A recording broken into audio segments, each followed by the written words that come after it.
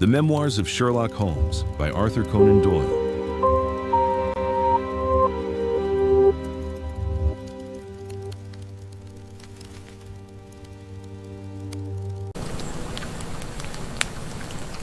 The Yellow Face. In publishing these short sketches based upon the numerous cases in which my companion's singular gifts have made us the listeners to, and eventually the actors in, some strange drama, it is only natural that I should dwell rather upon his successes than upon his failures. And this not so much for the sake of his reputation, for indeed, it was when he was at his wit's end that his energy and his versatility were most admirable, but because where he failed, it happened too often that no one else succeeded, and that the tale was left forever without a conclusion. Now and again, however, it chanced that even when he erred, the truth was still discovered. I have noted of some half-dozen cases of the kind, of which the affair of the second stain and that which I am now about to recount are the two which present the strongest features of interest. Sherlock Holmes was a man who seldom took exercise for exercise's sake. Few men were capable of greater muscular effort, and he was undoubtedly one of the finest boxers of his weight that I have ever seen. But he looked upon aimless bodily exertion as a waste of energy, and he seldom bestirred himself save when there was some professional object to be served. Then he was absolutely untiring and indefatigable. That he should have kept himself in training under such circumstances is remarkable, but his diet was usually of the sparest, and his habits were simple to the verge of austerity. Save for the occasional use of cocaine, he had no vices, and he only turned to the drug as a protest against the monotony of existence when cases were scanty and the papers uninteresting. One day in early spring, he had so far relaxed as to go for a walk with me in the park, where the first faint shoots of green were breaking out upon the elms, and the sticky spearheads of the chestnuts were just beginning to burst into their five-fold leaves. For 2 hours we rambled about together, in silence for the most part, as befits two men who know each other intimately. It was nearly 5 before we were back in Baker Street once more. "Beg pardon, sir," said our page boy as he opened the door. "There's been a gentleman here asking for you, sir." Holmes glanced reproachfully at me. "So much for afternoon walks," said he. "Has this gentleman gone, then?" "Yes, sir. Didn't you ask him in?" "Yes, sir, he came in. How long did he wait?" "Half an hour, sir. He was a very restless gentleman, sir, a walkin' and a stampin' all the time he was here. I was waitin' outside the door, sir, and I could hear him. At last, he outs into the passage, and he cries, 'Is that man never going to come?' Those were his very words, sir. 'You'll only need to wait a little longer,' says I. 'Then I'll wait in the open air, for I feel half choked,' says he. 'I'll be back before long.' And with that, he ups and he outs, and all I could say wouldn't hold him back." "Well, well, you did your best," said Holmes as we walked into our room. "It's very annoying, though, Watson. I was badly in need of a case, and this looks, from the man's impatience, as if it were of importance. Hallo! That's not your pipe on the table. He must have left his behind him. A nice old briar with a good long stem of what the tobacconists call amber. I wonder how many real amber mouthpieces there are in London. Some people think that a fly in it is a sign. Well, he must have been disturbed in his mind to leave a pipe behind him, which he evidently values highly." "How do you know that he values it highly?" I asked. "Well, I should put the original cost of the pipe at 7 and 6pence. Now it has, you see, been twice mended, once in the wooden stem and once in the amber. Each of these mends, done, as you observe, with silver bands, must have cost more than the pipe did originally. The man must value the pipe highly when he prefers to patch it up rather than buy a new one with the same money." "Anything else?" I asked, for Holmes was turning the pipe about in his hand and staring at it in his peculiar pensive way. He held it up and tapped on it with his long, thin forefinger, as a professor might who was lecturing on a bone. "Pipes are occasionally of extraordinary interest," said he. "Nothing has more individuality, save perhaps watches and bootlaces. The indications here, however, are neither very marked nor very important. The owner is obviously a muscular man, left-handed, with an excellent set of teeth, careless in his habits, and with no need to practice economy. My friend threw out the information in a very offhand way, but I saw that he cocked his eye at me to see if I had followed his reasoning. "You think a man must be well-to-do if he smokes a 7-shilling pipe," said I. "This is Grosvenor mixture at 8 pence an ounce," Holmes answered, knocking a little out on his palm. "As he might get an excellent smoke for half the price, he has no need to practice economy. And the other points? He has been in the habit of lighting his pipe at lamps and gas jets. You can see that it is quite charred all down one side. Of course, a match could not have done that. Why should a man hold a match to the side of his pipe? But you cannot light it at a lamp without getting the bowl charred, and it is all on the right side of the pipe. From that I gather that he is a left-handed man. You hold your own pipe to the lamp, and see how naturally you, being right-handed, hold the left side to the flame. You might do it once the other way, but not as a constancy. This has always been held so. Then he has bitten through his amber. It takes a muscular, energetic fellow, and one with a good set of teeth to do that. But if I am not mistaken, I hear him upon the stair, so we shall have something more interesting than his pipe to study." An instant later, our door opened, and a tall young man entered the room. He was well but quietly dressed in a dark gray suit, and carried a brown wide awake in his hand. I should have put him at about 30, though he was really some years older. "I beg your pardon," said he with some embarrassment.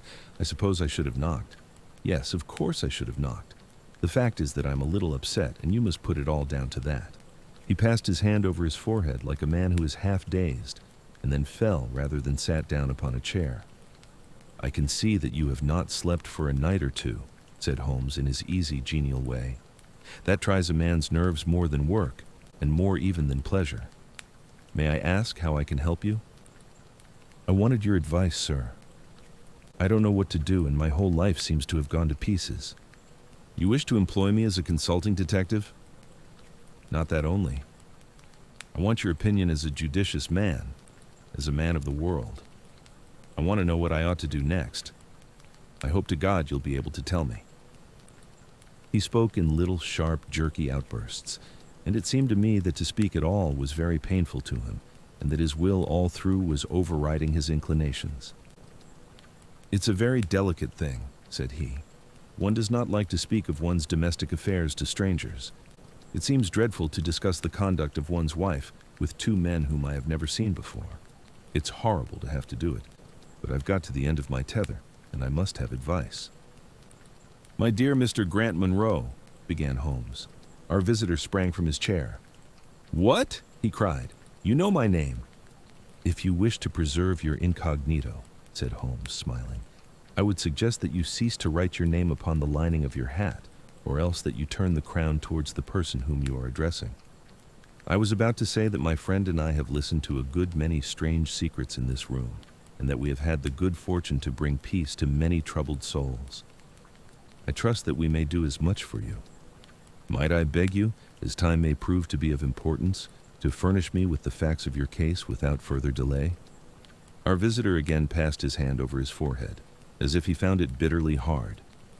From every gesture and expression I could see that he was a reserved, self-contained man, with a dash of pride in his nature, more likely to hide his wounds than to expose them.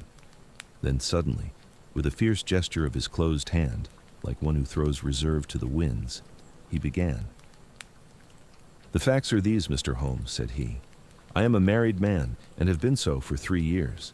During that time, my wife and I have loved each other as fondly and lived as happily as any two that ever were joined. We have not had a difference, not one, in thought or word or deed. And now, since last Monday, there has suddenly sprung up a barrier between us, and I find that there is something in her life and in her thought of which I know as little as if she were the woman who brushes by me in the street. We are estranged, and I want to know why. Now there is one thing that I want to impress upon you before I go any further, Mr. Holmes. Effie loves me. Don't let there be any mistake about that. She loves me with her whole heart and soul, and never more than now. I know it. I feel it. I don't want to argue about that. A man can tell easily enough when a woman loves him, but there's this secret between us, and we can never be the same until it is cleared." "Kindly let me have the facts, Mr. Munro," said Holmes with some impatience. "I'll tell you what I know about Effie's history. She was a widow when I met her first, though quite young, only 25. Her name then was Mrs. Hebron. She went out to America when she was young and lived in the town of Atlanta, where she married this Hebron, who was a lawyer with a good practice. They had one child, but the yellow fever broke out badly in the place, and both husband and child died of it. I have seen his death certificate.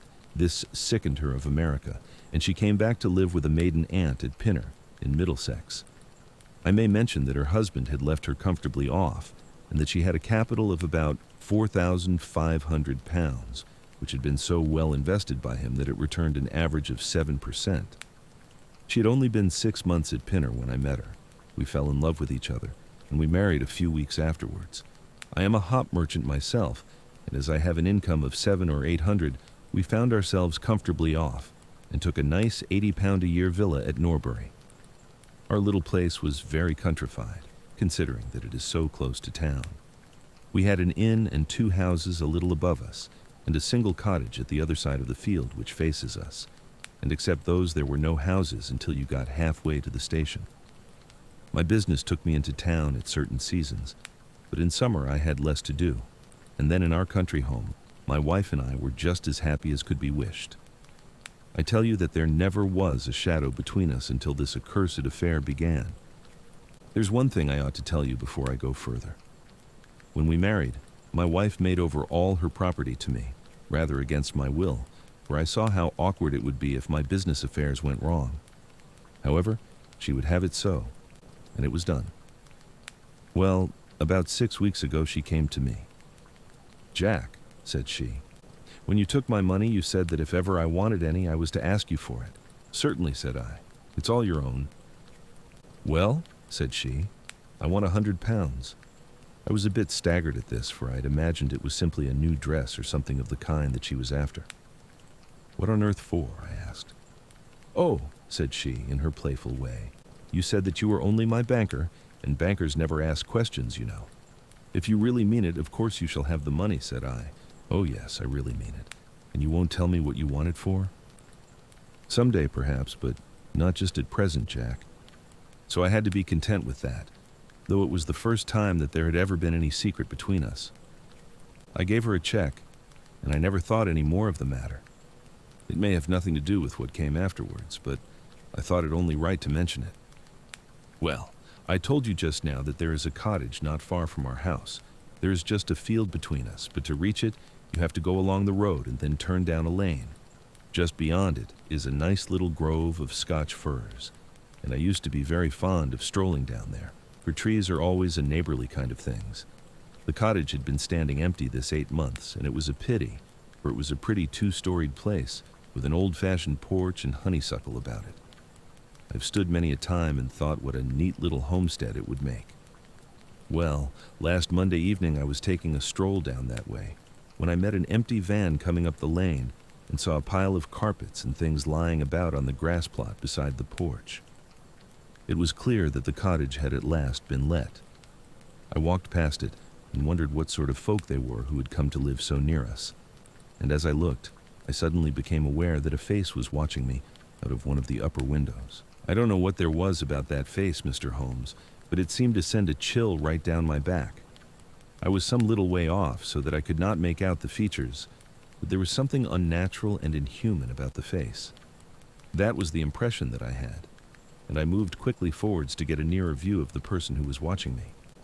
But as I did so, the face suddenly disappeared, so suddenly that it seemed to have been plucked away into the darkness of the room. I stood for 5 minutes, thinking the business over, and trying to analyze my impressions. I could not tell if the face were that of a man or a woman. It had been too far from me for that, but its color was what had impressed me most. It was of a livid, chalky white, and with something set and rigid about it which was shockingly unnatural. So disturbed was I that I determined to see a little more of the new inmates of the cottage. I approached and knocked at the door, which was instantly opened by a tall, gaunt woman with a harsh, forbidding face. "What may you be wantin'?" she asked in a northern accent. "I am your neighbor over yonder," said I, nodding towards my house. "I see that you have only just moved in, so I thought that if I could be of any help to you in any—" "I will just ask you when we want ye," said she, and shut the door in my face. Annoyed at the churlish rebuff, I turned my back and walked home. All evening, though I tried to think of other things, my mind would still turn to the apparition at the window and the rudeness of the woman. I determined to say nothing about the former to my wife, for she is a nervous, highly strung woman, and I had no wish that she would share the unpleasant impression which had been produced upon myself. I remarked to her, however, before I fell asleep, that the cottage was now occupied, to which she returned no reply. I am usually an extremely sound sleeper. It has been a standing jest in the family that nothing could ever wake me during the night, and yet somehow, on that particular night, whether it may have been the slight excitement produced by my little adventure or not, I know not, but I slept much more lightly than usual.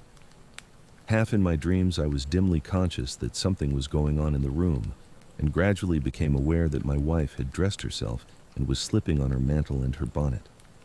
My lips were parted to murmur out some sleepy words of surprise or remonstrance at this untimely preparation, when suddenly my half-opened eyes fell upon her face, illuminated by the candlelight, and astonishment held me dumb. She wore an expression such as I had never seen before, such as I should have thought her incapable of assuming. She was deadly pale and breathing fast, glancing furtively towards the bed as she fastened her mantle to see if she had disturbed me. Then, thinking that I was still asleep, she slipped noiselessly from the room, and an instant later I heard a sharp creaking, which could only come from the hinges of the front door. I sat up in bed and rapped my knuckles against the rail to make certain that I was truly awake. Then I took my watch from under the pillow. It was 3 a.m. What on this earth could my wife be doing out on the country road at 3 a.m? I had sat for about 20 minutes turning the thing over in my mind and trying to find some possible explanation. The more I thought, the more extraordinary and inexplicable did it appear. I was still puzzling over it when I heard the door gently close again and her footsteps coming up the stairs. "Where in the world have you been, Effie?" I asked as she entered. She gave a violent start and a kind of gasping cry when I spoke, and that cry and start troubled me more than all the rest, for there was something indescribably guilty about them. My wife had always been a woman of a frank, open nature, and it gave me a chill to see her slinking into her own room and crying out and wincing when her own husband spoke to her. "You awake, Jack?" she cried with a nervous laugh. "Why, I thought that nothing could awake you." "Where have you been?" I asked more sternly. "I don't wonder that you were surprised," said she, and I could see that her fingers were trembling as she undid the fastenings of her mantle. "Why, I never remember having done such a thing in my life before. The fact is that I felt as though I were choking, and had a perfect longing for a breath of fresh air. I really think that I should have fainted if I had not gone out. I stood at the door for a few minutes, and now I am quite myself again." All the time that she was telling me this story, she never once looked in my direction, and her voice was quite unlike her usual tones. It was evident to me that she was saying what was false. I said nothing in reply, but turned my face to the wall, sick at heart, with my mind filled with 1,000 venomous doubts and suspicions. What was it that my wife was concealing from me? Where had she been during that strange expedition? I felt that I should have no peace until I knew, and yet I shrank from asking her again after once she had told me what was false. All the rest of the night I tossed and tumbled, framing theory after theory, each more unlikely than the last. I should have gone to the city that day, but I was too disturbed in my mind to be able to pay attention to business matters. My wife seemed to be as upset as myself, and I could see from the little questioning glances which she kept shooting at me that she understood that I disbelieved her statement, and that she was at her wits' end what to do. We hardly exchanged a word during breakfast, and immediately afterwards I went out for a walk, that I might think the matter out in the fresh morning air. I went as far as the Crystal Palace, spent an hour in the grounds, and was back in Norbury by 1 o'clock. It happened that my way took me past the cottage, and I stopped for an instant to look at the windows, and to see if I could catch a glimpse of the strange face which had looked out at me on the day before. As I stood there, imagine my surprise, Mr. Holmes, when the door suddenly opened and my wife walked out. I was struck dumb with astonishment at the sight of her, but my emotions were nothing to those which showed themselves upon her face when our eyes met. She seemed for an instant to wish to shrink back inside the house again, and then, Seeing how useless all concealment must be, she came forward, with a very white face and frightened eyes which belied the smile upon her lips. "Ah, Jack," she said, "I've just been in to see if I can be of any assistance to our new neighbors. Why do you look at me like that, Jack? You're not angry with me?" "So," said I, "this is where you went during the night." "What do you mean?" she cried. "You came here. I'm sure of it. Who are these people that you should visit them at such an hour? I have not been here before." "How can you tell me what you know is false?" I cried. "Your very voice changes as you speak. When have I ever had a secret from you? I shall enter that cottage, and I shall probe the matter to the bottom." "No, no, Jack, for God's sake," she gasped in uncontrollable emotion. Then, as I approached the door, she seized my sleeve and pulled me back with convulsive strength. "I implore you not to do this, Jack," she cried. "I swear that I will tell you everything someday, but nothing but misery can come of it if you enter that cottage." Then, as I tried to shake her off, she clung to me in a frenzy of entreaty. "Trust me, Jack," she cried. "Trust me only this once. You will never have cause to regret it. You know that I would not have a secret from you if it were not for your own sake.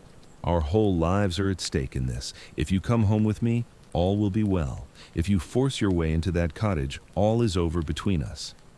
There was such earnestness, such despair in her manner that her words arrested me, and I stood irresolute before the door. "I will trust you on one condition, and on one condition only," said I at last. "It is that this mystery comes to an end from now. You are at liberty to preserve your secret, but you must promise me that there shall be no more nightly visits, no more doings which are kept from my knowledge. I am willing to forget those which are past if you will promise that there shall be no more in the future." "I was sure that you would trust me," she cried with a great sigh of relief. "It shall be just as you wish. Come away. Oh, come away up to the house." Still pulling at my sleeve, she led me away from the cottage. As we went, I glanced back, and there was that yellow, livid face watching us out of the upper window. What link could there be between that creature and my wife? Or how could the coarse, rough woman whom I had seen the day before be connected with her? It was a strange puzzle, and yet I knew that my mind could never know ease again until I had solved it.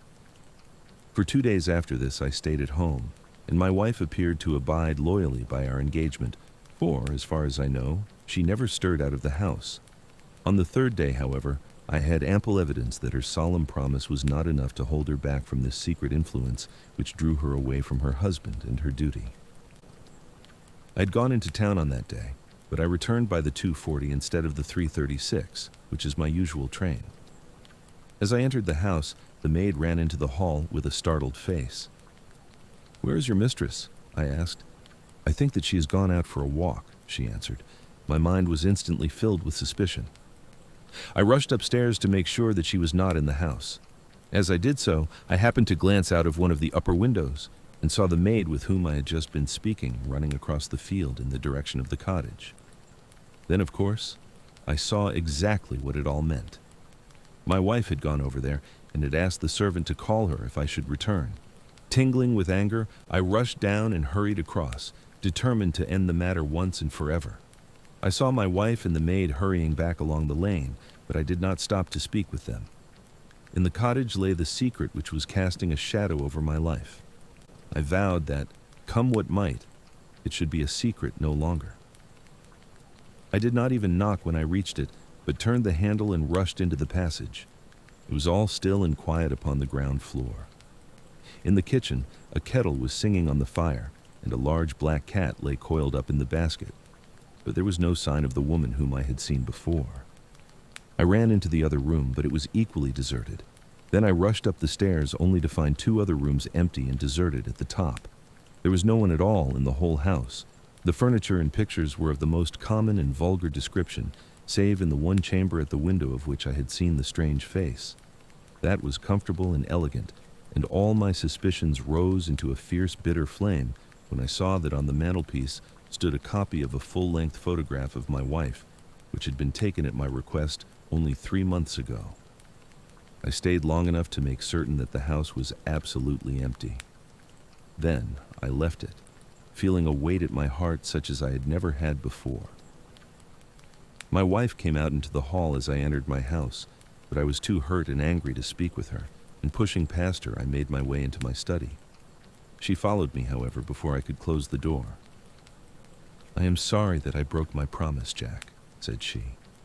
"But if you knew all the circumstances, I am sure that you would forgive me." "Tell me everything, then," said I. "I cannot, Jack. I cannot," she cried, "until you tell me who it is that has been living in that cottage, and who it is to whom you have given that photograph. There can never be any confidence between us," said I, and breaking away from her, I left the house. That was yesterday, Mr. Holmes, and I have not seen her since, nor do I know anything more about this strange business.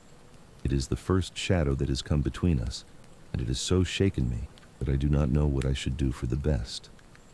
Suddenly this morning it occurred to me that you were the man to advise me, so I have hurried to you now, and I place myself unreservedly in your hands. If there is any point which I have not made clear, pray question me about it. But above all, tell me quickly what I am to do, for this misery is more than I can bear." Holmes and I had listened with the utmost interest to this extraordinary statement, which had been delivered in the jerky, broken fashion of a man who is under the influence of extreme emotions. My companion sat silent for some time, with his chin upon his hand, lost in thought. "Tell me," said he at last, "could you swear that this was a man's face which you saw at the window?" "Each time that I saw it, I was some distance away from it, so that it is impossible for me to say." "You appear, however, to have been disagreeably impressed by it. It seemed to be of an unnatural color, and to have a strange rigidity about the features. When I approached, it vanished with a jerk." "How long is it since your wife asked you for £100? "Nearly 2 months. Have you ever seen a photograph of her first husband?" "No. There was a great fire at Atlanta very shortly after his death, and all her papers were destroyed. And yet she had a certificate of death. You say that you saw it." "Yes, she got a duplicate after the fire." "Did you ever meet anyone who knew her in America?" "No." "Did she ever talk of revisiting the place?" "No." "Or get letters from it?" "No." "Thank you. I should like to think over the matter a little now. If the cottage is now permanently deserted, we may have some difficulty. If, on the other hand, as I fancy is more likely, the inmates were warned of your coming and left before you entered yesterday, then they may be back now, and we should clear it all up easily. Let me advise you, then, to return to Norbury and to examine the windows of the cottage again. If you have reason to believe that it is inhabited, do not force your way in, but send a wire to my friend and me. We shall be with you within an hour of receiving it, and we shall then very soon get to the bottom of the business." "And if it is still empty? In that case, I shall come out tomorrow and talk it over with you. Goodbye. And above all, do not fret until you know that you really have a cause for it. I am afraid that this is a bad business, Watson," said my companion, as he returned after accompanying Mr. Grant Munro to the door. "What do you make of it?" "It had an ugly sound," I answered. "Yes. There's blackmail in it, or I'm much mistaken. And who is the blackmailer?" "Well, it must be the creature who lives in the only comfortable room in the place, and has her photograph above his fireplace. Upon my word, Watson, there is something very attractive about that livid face at the window, and I would not have missed the case for worlds." "You have a theory?" "Yes, a provisional one. But I shall be surprised if it does not turn out to be correct. This woman's first husband is in that cottage." "Why do you think so?" "How else can we explain her frenzied anxiety that her second one should not enter it? The facts, as I read them, are something like this. This woman was married in America. Her husband developed some hateful qualities, or shall we say that he contracted some loathsome disease and became a leper or an imbecile. She flies from him at last, returns to England, changes her name, and starts her life, as she thinks, afresh. She has been married 3 years and believes that her position is quite secure, having shown her husband the death certificate of some man whose name she has assumed when suddenly her whereabouts is discovered by her first husband, or, we may suppose, by some unscrupulous woman who has attached herself to the invalid. They write to the wife and threaten to come and expose her. She asks for £100 and endeavors to buy them off. They come in spite of it, and when the husband mentions casually to the wife that there are newcomers in the cottage, she knows in some way that they are her pursuers. She waits until her husband is asleep and then she rushes down to endeavor to persuade them to leave her in peace. Having no success, she goes again next morning, and her husband meets her, as he has told us, as she comes out. She promises him then not to go there again, but 2 days afterwards the hope of getting rid of those dreadful neighbors was too strong for her, and she made another attempt, taking down with her the photograph which had probably been demanded from her. In the midst of this interview, the maid rushed in to say that the master had come home, on which the wife, knowing that he would come straight down to the cottage, hurried the inmates out at the back door, into the grove of fir trees, probably, which was mentioned as standing near. In this way, he found the place deserted. I shall be very much surprised, however, if it is still so when he reconnoiters it this evening. What do you think of my theory? It is all surmise, but at least it covers all the facts. When new facts come to our knowledge which cannot be covered by it, it will be time enough to reconsider it. We can do nothing more until we have a message from our friend at Norbury, but we had not a very long time to wait for that. It came just as we had finished our tea. The cottage is still tenanted, it said. Have seen the face again at the window. We'll meet the 7 o'clock train, and will take no steps until you arrive. He was waiting on the platform when we stepped out, and we could see in the light of the station lamps that he was very pale and quivering with agitation. They are still there, Mr. Holmes, said he, laying his hand hard upon my friend's sleeve. I saw lights in the cottage as I came down. We shall settle it now once and for all. What is your plan, then? Asked Holmes as he walked down the dark tree-lined road. I'm going to force my way in and see for myself who is in the house. I wish you both to be there as witnesses. You are quite determined to do this, in spite of your wife's warning that it is better that you should not solve the mystery. Yes, I am determined. Well, I think that you are in the right. Any truth is better than indefinite doubt. We had better go up at once. Of course, legally we are putting ourselves hopelessly in the wrong, but I think that it is worth it. It was a very dark night, and a thin rain began to fall as we turned from the high road into a narrow lane, deeply rutted, with hedges on either side. Mr. Grant Munro pushed impatiently forward, however, and we stumbled after him as best we could. There are the lights of my house, he murmured, pointing to a glimmer among the trees. And here is the cottage which I am going to enter. We turned a corner in the lane as he spoke, and there was the building close beside us. A yellow bar falling across the black foreground showed that the door was not quite closed, and one window in the upper story was brightly illuminated. As we looked, we saw a dark blur moving across the blind. There is that creature, cried Grant Munro. You can see for yourselves that someone is there. Now follow me, and we shall soon know all. We approached the door, but suddenly a woman appeared out of the shadow and stood in the golden track of the lamplight. I could not see her face in the darkness, but her arms were thrown out in an attitude of entreaty. For God's sake, don't jack, she cried. I had a presentiment that you would come this evening. Think better of it, dear. Trust me again, and you will never have cause to regret it. I have trusted you too long, Effie, he cried sternly. Leave go of me. I must pass you. My friends and I are going to settle this matter once and forever. He pushed her to one side, and we followed closely after him. As he threw the door open, an old woman ran out in front of him and tried to bar his passage, but he thrust her back, and an instant afterwards we were all upon the stairs. Grant Munro rushed into the lighted room at the top, and we entered at his heels. It was a cozy, well-furnished apartment, with 2 candles burning upon the table and 2 upon the mantelpiece. In the corner, stooping over a desk, there sat what appeared to be a little girl. Her face was turned away as we entered, but we could see that she was dressed in a red frock and that she had long white gloves on. As she whisked round to us, I gave a cry of surprise and horror. The face which she turned towards us was of the strangest livid tint, and the features were absolutely devoid of any expression. An instant later, the mystery was explained. Holmes, with a laugh, passed his hand behind the child's ear, a mask peeled off from her countenance, and there was a little coal-black negress, with all her white teeth flashing in amusement at our amazed faces. I burst out laughing, out of sympathy with her merriment, but Grant Munro stood staring, with his hand clutching his throat. My God, he cried, what can be the meaning of this? I will tell you the meaning of it, cried the lady, sweeping into the room with a proud, set face. You have forced me, against my own judgment, to tell you, and now we must both make the best of it. My husband died at Atlanta. My child survived. Your child? She drew a large silver locket from her bosom. You have never seen this open. I understood that it did not open.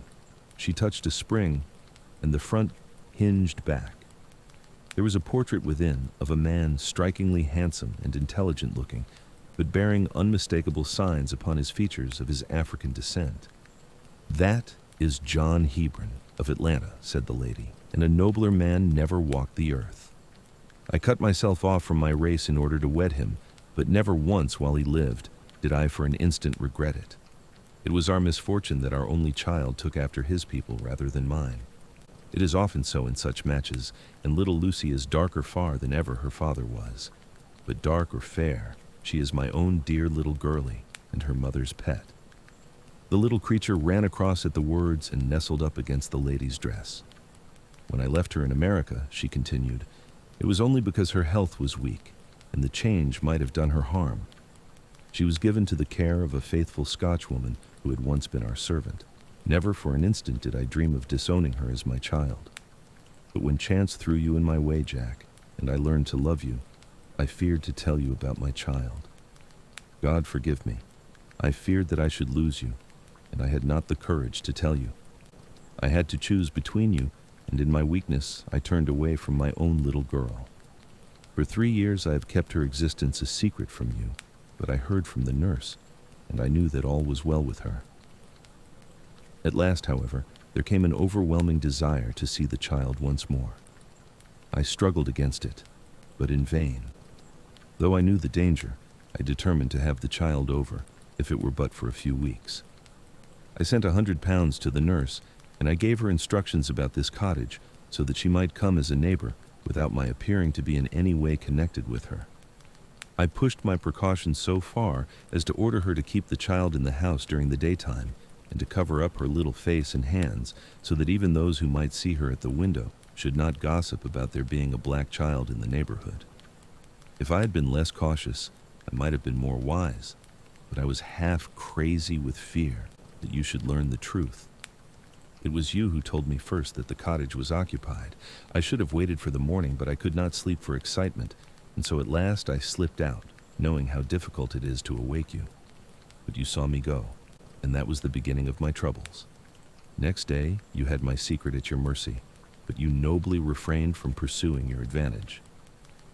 3 days later, however, the nurse and child only just escaped from the back door as you rushed in at the front one. And now, tonight you at last know all, and I ask you what is to become of us, my child and me. She clasped her hands and waited for an answer. It was a long 10 minutes before Grant Monroe broke the silence, and when his answer came, it was one of which I love to think. He lifted the little child, kissed her, and then, still carrying her, he held his other hand out to his wife and turned towards the door. We can talk it over more comfortably at home, said he. I am not a very good man, Effie, but I think that I am a better one than you have given me credit for being. Holmes and I followed them down the lane, and my friend plucked at my sleeve as we came out. I think, said he, that we shall be of more use in London than in Norbury. Not another word did he say of the case until late that night when he was turning away, with his lighted candle, for his bedroom. Watson, said he, if it should ever strike you that I am getting a little overconfident in my powers, or giving less pains to a case than it deserves, kindly whisper Norbury in my ear, and I shall be infinitely obliged to you.